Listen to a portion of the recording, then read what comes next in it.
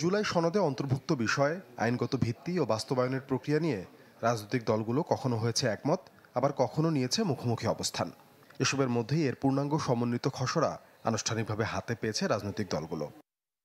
BNP বলছে সংশোধিত সনদেও কিছু অসামঞ্জস্য পেয়েছে তারা, আর সনদ নিয়ে সন্তুষ্ট নয় জামায়াত ও এনসিপি। রাজনৈতিক বিশ্লেষক আসিফ মোহাম্মদ শায়ান মনে করেন, জুলাই সনদে অন্তর্ভুক্ত বিষয়গুলো নিয়ে এত বেশি ভিন্ন মত ব্যাহত করবে এর উদ্দেশ্য।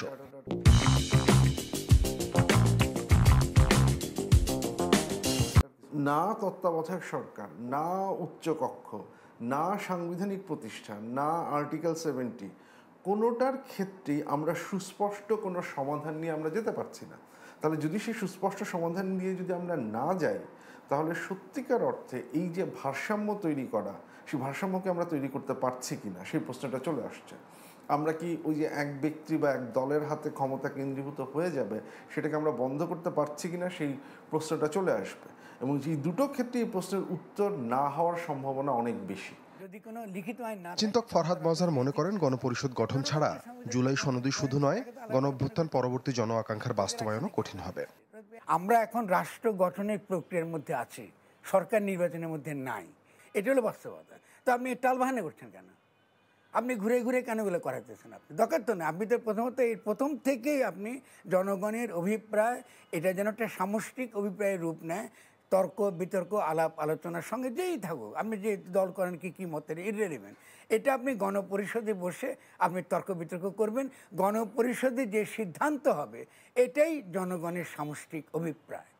তবে রাজনৈতিক দলগুলো যদি ঐক্যমত্যে না আসে, তাহলে প্রশ্নবিদ্ধ হতে পারে নির্বাচন, আন্দোলনের পথেও হাঁটতে পারে কেউ কেউ।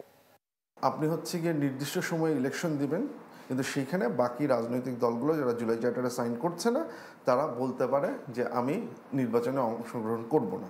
যেহেতু আলোচনার টেবিলে এই সমস্যার সমাধান করতে পারছেন না, তারা এই সমস্যার সমাধানের রাস্তা হিসেবে রাস্তাকে বেছে নিতে পারেন, স্ট্রিট এজিটেশন, আন্দোলন।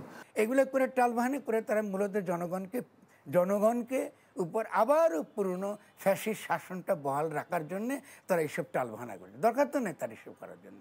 আমরা আমাকে বলেন, এই যে অতগুলো কমিশন হয়েছে, এর মধ্যে কোথায় আছে আপনার একটা যারা গণঅভ্যুত্থানে যুক্ত ছিল? বিশ্লেষকরা বলছেন, কাগজে কলমে কি লেখা বা অঙ্গীকার করা হলো, তার চেয়েও গুরুত্বপূর্ণ হলো রাজনৈতিক দলগুলোর পারস্পরিক আস্থা। বিভিন্ন মতামত। সাদবিন শফিক, চ্যানেল 24, ঢাকা।